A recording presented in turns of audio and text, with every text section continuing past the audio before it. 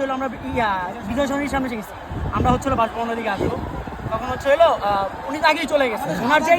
ওনাদের যে দামি দামি গাড়িগুলো শাহবাগ যাওয়ার কথা ছিল, আমার সব ভাই বন্ধু শাহবাগ গেছে, আমরা শাহবাগ যাবো, আমাদের বিজয় সরণি মোড় আটকে দিয়েছে সেনাবাহিনী। এর মধ্যে আপনার শেখ হাসিনা যে গাড়িগুলো আছে, পুলিশের গাড়ি, এই গাড়িগুলো যাচ্ছে, মানে গাড়িগুলো মূলত গাড়িগুলো বাঁচানোর জন্য। আমরা যখন আগারগাঁও তখন উনি হেলিকপ্টারে চলে গেছে, তারপরে হচ্ছে আমরা যখন গাড়িগুলো যাচ্ছে, গাড়িগুলো ভাঙা আমরা এদিকে ঢুকে গেলাম, ঢুকে সেনাবাহিনী আমাদের কোনো রকম আটকায় নাই ভাই, আমাদেরকে ছেড়ে দিয়েছে, আমরা ডাইরেক্ট বাসভবনে ঢুকে গেছি। যাক আলহামদুলিল্লাহ ভাই, বিজয় চলে এসছে, সত্যের জয় অবশ্যই হয় ভাই।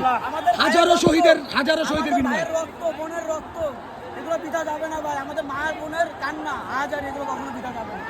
আল্লাহ দেখবে ভাই, আল্লাহ দেখছে, আল্লাহ দেখছে ভাই, জালিমের পতন হয়েছে ভাই, শহীদের শাসকের পতন হয়েছে। ইনশাআল্লাহ এখন ওনার বাবার দেশ কোথায় হবে? কোথায় ওনার বাবার দেশ কোথায় ভাই ওনার বাবার দেশের পালাইলে যেই হবে, যেই হোক জালিম, তারই পতন এইভাবে হবে ভাই।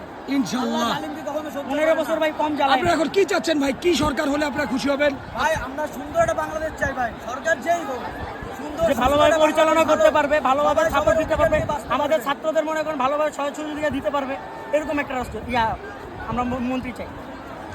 ইনশাআল্লাহ ভাই, ইনশাআল্লাহ। ভাই দোয়া করবেন, সব বাপ মার কাছে দোয়া আমাদের জন্য, জানি ভবিষ্যতে এমন কিছু না হয়, আর সুস্থ একটা বাংলাদেশ চাই ইনশাআল্লাহ। ইনশাআল্লাহ।